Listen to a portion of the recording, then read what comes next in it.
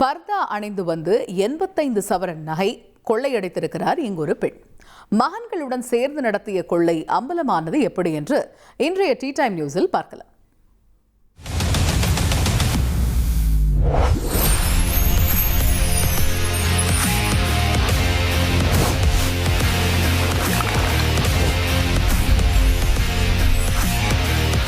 அருண், கொஞ்சம் கொஞ்சமா நகையை நம்ம சேமிச்சு நம்ம பார்த்திருப்போம். ஆமா. ஆனா கொஞ்சம் கொஞ்சமா நகையை திருடி நீ பார்த்திருக்கியா?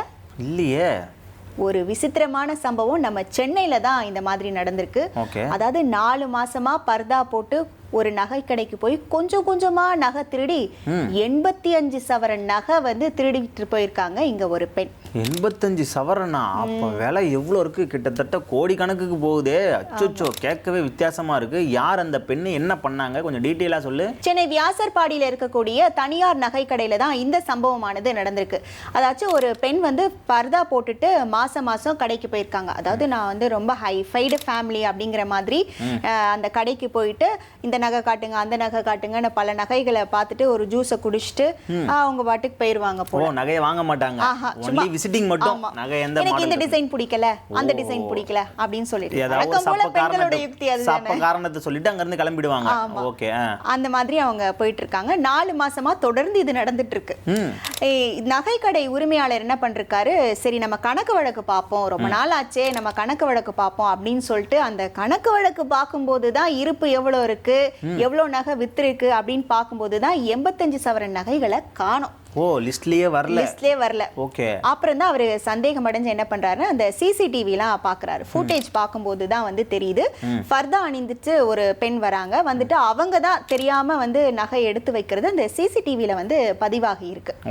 ஓகேவா? அதை வச்சு தான் வந்து ஓகே இந்த பெண்ணு தான் வந்து 85 சவரன் நகை திருடிட்டு போயிருக்காங்க அப்படின்னு சொல்லிட்டு அவர் வந்து போலீஸ்ல வந்து புகார் அளிச்சிருக்காரு. இதை அவங்க மட்டும் செய்யல, தனியா செய்யல, அவங்களோட 2 பசங்களும் இதுக்கு வந்து உடந்தையா செயல்பட்டிருக்காங்க. அதாவது அவங்க போய் நகை கடைக்கு போவாங்க, பாப்பாங்க, நகை எடுப்பாங்க, டக்குன்னு வந்து கார்ல ஏறுவாங்க. கார்ல தான் அந்த 2 பசங்களுமே இருந்திருக்காங்க. டக்குன்னு போயிருவாங்க.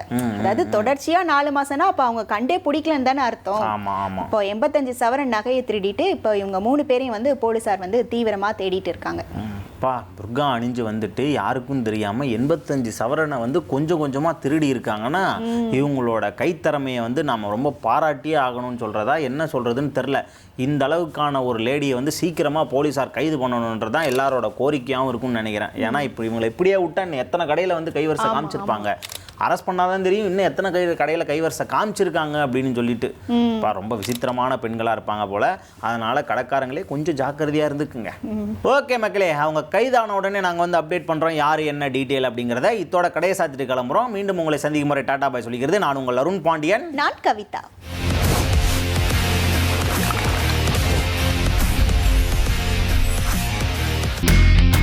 இனி செல்லும் இடமெல்லாம் செய்தி. தந்தி டிவியின் வாட்ஸ்அப் சேனலை ஃபாலோ பண்ணினா செல்லருக்கும் இடமெல்லாம் செய்தி. இதோ QR கோட் இப்பவே ஸ்கேன் பண்ணுங்க, ஃபாலோ பண்ணுங்க.